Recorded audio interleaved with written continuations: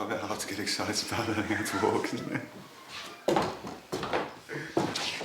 I'm very much looking forward to the reaction to when I go and tell the other guys. Yeah, I've just come to tell you what the plans are for this afternoon. Sporting event is that we're going to learn how to walk properly. What? Walk properly? Can't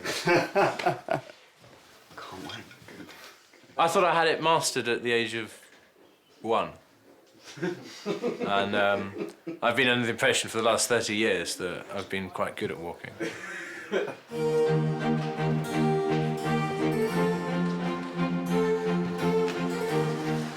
Just like the men, the women also need to make themselves irresistible.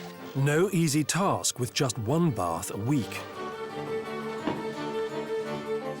As the highest-ranking lady in the house, real-life Countess Gryazhinov is the first to enjoy this precious ritual, Regency bathware and all. So amazing. I can't tell you. It's just incredible. When you're in a bath, you feel relaxed because you're yourself and you're, you know, it's just you naked and it doesn't seem anything particular, it's just you. But if you're suddenly covered in this strange sort of clingy, wet material, it's like some strange sort of erotic experience.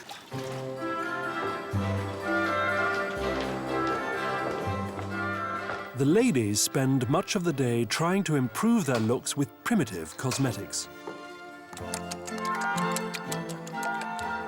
In her room, the Countess is joined by Miss Connick, a lady of modest means, to try out Regency shampoo, a souffle of egg whites rinsed with rum and rosewater. Are you somewhere nice this summer? So if you're a Regency lady, then you know your looks are vital. So you probably did have to put yourself through all these weird and wonderful treatments. God knows how they manage with eggs and rum, I don't know. And this is what the place that I haven't got to yet, is to really kind of grasp how crucially important it would have been for somebody like me to be playing this mating game. Because if I didn't get married then, I mean, I have no fortune, I have no money.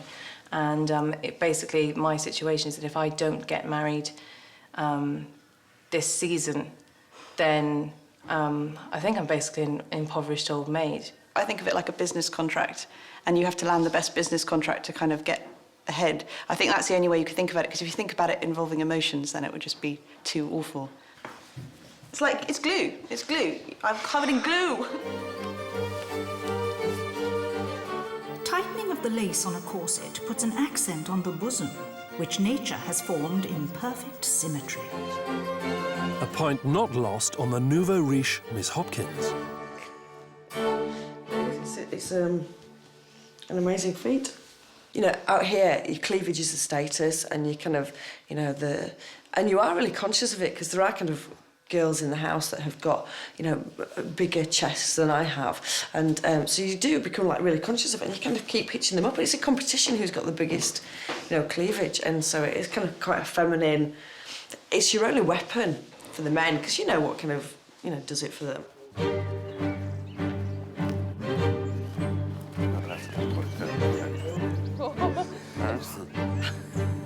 Good afternoon, gentlemen. Good afternoon. A fine body of men here. I'm going to suggest that you sit yourselves down there. Men ate and drank to excess, yet a strong and manly figure was much prized.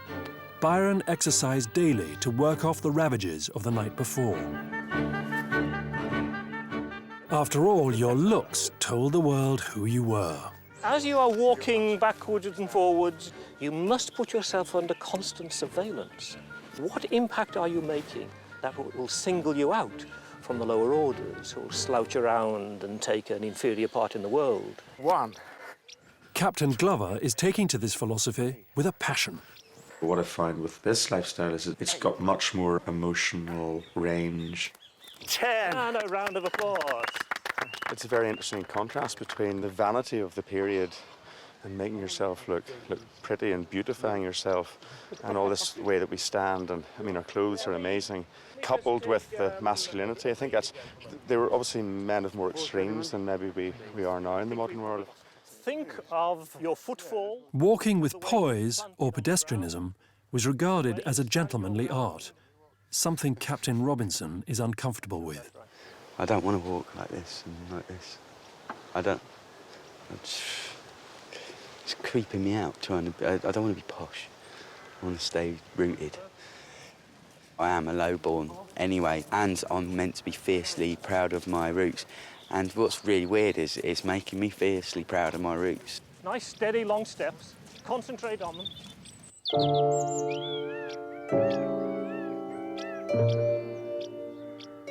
While the men and women preen themselves, the ladies' companion can only watch from the sidelines.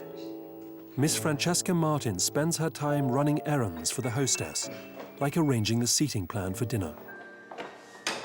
Tonight I gather that the Professor of Sport is joining us for dinner, and according to the protocol of the time, it simply would not have been right for Miss Martin to have dinner with us.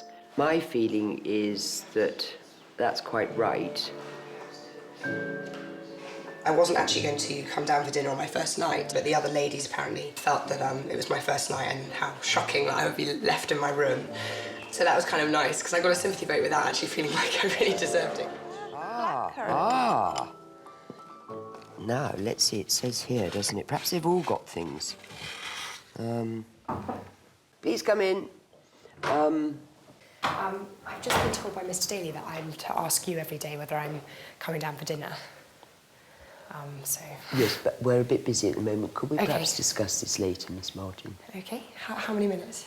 Just sort of half an hour or...? I'll let you know. OK, thanks very much. It just seems that no one really cares, and that I'm just sort of left wandering around, feeling like an absolute twat, you know, by myself, alone again.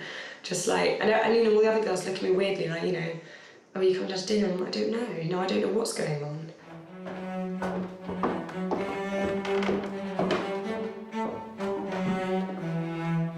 At the hostess's insistence, Miss Francesca dines in her room alone.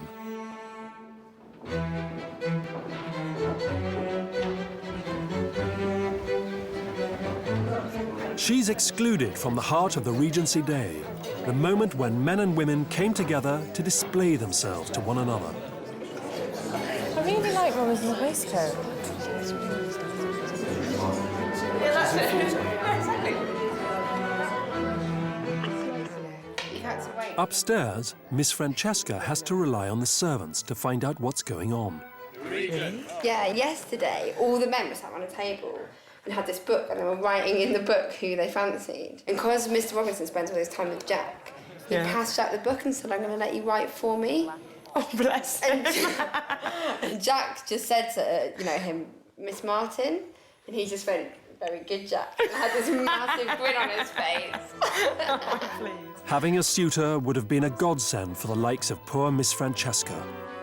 If she can tempt the captain into marriage, she'll be made for life.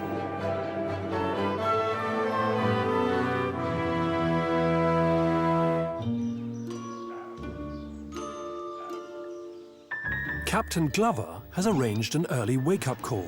Morning, Captain. Ready for your training, sir? Just get yourself dressed, sir, and we'll go out. The professor's assistant, Mr. Dean, has come to give him some extra training, Regency style.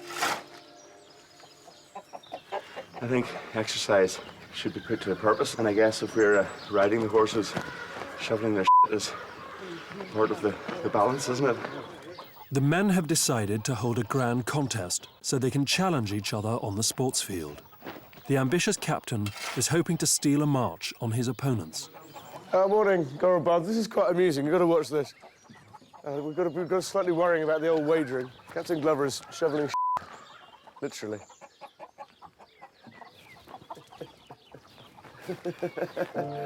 Hop.